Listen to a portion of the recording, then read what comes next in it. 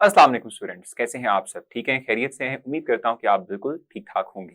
Student, proton की बात कर ली, इलेक्ट्रॉन की बात कर ली, उनकी प्रॉपर्टीज की बात कर ली, तो अब हम अपने लास्ट फंडामेंटल पार्टिकल की तरफ मूव कर रहे हैं, जो कि है न्यूट्रॉन।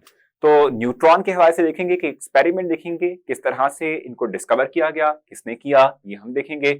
और उसके बाद हम देखेंगे कि प्रॉपर्टीज क्या है न्यूट्रॉन की, किस तरह के होते हैं न्यूट्रॉन। तो जी स्टूडेंट, जैसे मैंने आपसे कहा कि आज अभी इस वक्त हमने जो डिस्कस करना है वो है डिस्कवरी ऑफ न्यूट्रॉन।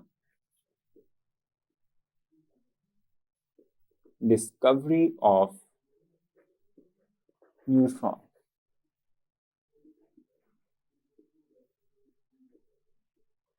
देखिए जनाब, अगर हम बात करते हैं न्यूट्रॉन्स की, तो बेसिकली इस एक्सपेरिमेंट को समझने के लिए और ये जो हम डिस्कवरी जिसकी हम इस वक्त बात कर रहे हैं उसको समझने के लिए, अंडरस्टैंड करने के लिए, ठीक है, एक थोड़ा सा बैकग्राउंड भी देख लेंगे और साथ ही साथ विजुअल एक्सपेरिमेंट भी देख लेंगे। तो आप लोग एंजॉय करेंगे अपने इस विजुअल्स को, और उसके बाद फिर हम वापस आएंगे व्हाइट बोर्ड पे समझने के लिए कि बेसिकली हमने किया क्या था।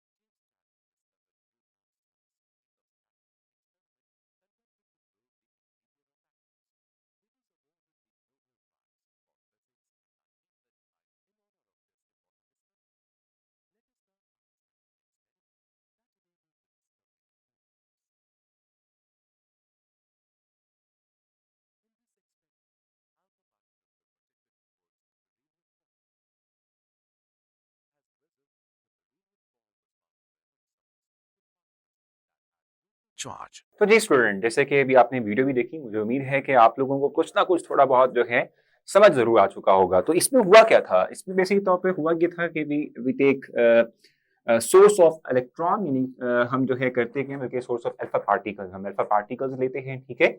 और अल्फा पार्टिकल्स जो है उसको बम्बार्ड करते हैं over the surface of beryllium, ठीक है। और उसके बाद पीछे हमारे पास होता है यहाँ पर डिटेक्टर, जो कि इन पार्टिकल्स को डिटेक्ट करता है। लेकिन इससे पहले कुछ उसने एक बैकग्राउंड भी बताया, और वो क्या बताया उसने? उसने कहा कि रदरफोर्ड हमारे साइंटिस्ट हैं, ये है रदरफोर्ड। और रदरफोर्ड ने भी 1920s में ये बात कही कि अगर हम एटम के अंदर सिर्फ ये देखते हैं कि इलेक्ट्रॉन मौजूद हैं और प्रोटॉन मौजूद हैं, तो हम एटम के मैस को जस्टिफाई नहीं कर सकते, ठीक है। और to justify the atomic mass we have to discover another type of we can say the particle जो कि न्यूट्रल भी होंगे और जिनका मैस जो है फिर ओवरऑल एटॉमिक मैस को डिफाइन करेगा, ठीक है। सो 1920 में ये प्रेडिक्ट किया कि एक और टाइप ऑफ पार्टिकल भी इनसाइड एटम मौजूद है जिसको भी हमने डिस्कवर करना है, ठीक है। तो फिर हुआ ये कि 1932 में चैडविक वो साइंटिस्ट हैं जिन्होंने ये काम किया। चैडविक वो साइंटिस्ट हैं जिन्होंने 1932 में ये काम किया और हमारे सामने एक नए टाइप ऑफ पार्टिकल को इंट्रोड्यूस करवाया। और ये एक्सपेरिमेंट जिस वक्त मैं आप लोगों के सामने एक्सप्लेन करने लगा था, ये बेसिक तौर पे चैडविक ने ही किया है। किया इन्होंने ये था कि एक सोर्स ऑफ अल्फा पार्टिकल दिया, source of alpha particles, sorry particles दिया, ठीक है।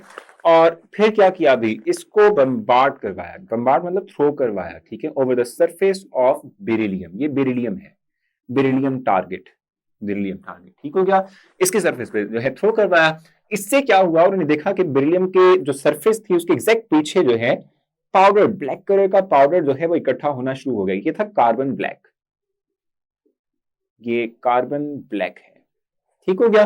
और इसके साथ साथ कुछ anonymous type of particles develop हुए different types of particle develop हुए जिसको उन्होंने बाद में डिटेक्ट किया, तो वो न्यूट्रॉन्स थे, ठीक है, न्यूट्रॉन्स। तो हुआ क्या था यहाँ पर कि बेसिकली ये अल्फा पार्टिकल्स की बात हम करते हैं, तो अल्फा पार्टिकल्स हैं क्या, these are just like helium, ठीक है, ये हीलियम होता है, ठीक हो गया।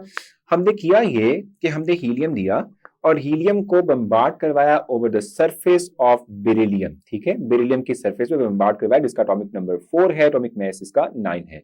अब क्या हुआ इन दोनों को, यानी कि जब हमने अल्फा पार्टिकल्स को बेरिलियम सरफेस पे टकराया, तो टकराने से क्या हुआ कि ये बेरिलियम जो है एक नए एटम में कन्वर्ट हो गया जो कि कार्बन था 6 and 12, और इसके साथ साथ एक नए पार्टिकल की डेवलपमेंट हुई जो कि था 0-1, यानी कि ये न्यूट्रॉन्स हैं, ये है हमारे न्यूट्रॉन्स,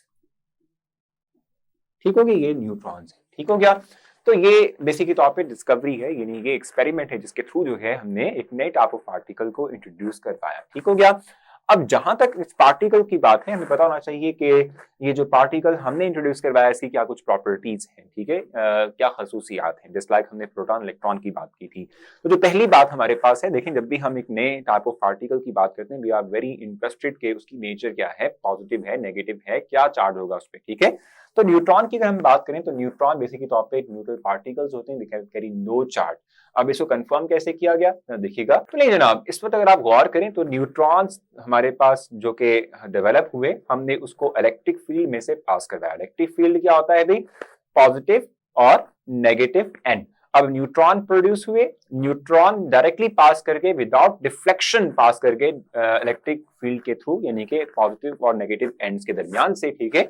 और ये इस बात की कंफर्मेशन थी कि ना तो न्यूट्रॉन अट्रैक्ट हुए, ना न्यूट्रॉन जो है आप कह दें कि रिपेल हुए। तो ना अट्रैक्ट हुए ना रिपेल हुए, इस बात की कंफर्मेशन को शो करता है कि these are the neutral particles, they carry no charge, इन पे कोई चार्ज नहीं होता, ठीक हो गया। तो ये न्यूट्रॉन्स क्या है, न्यूट्रल पार्टिकल्स है, पहली बात।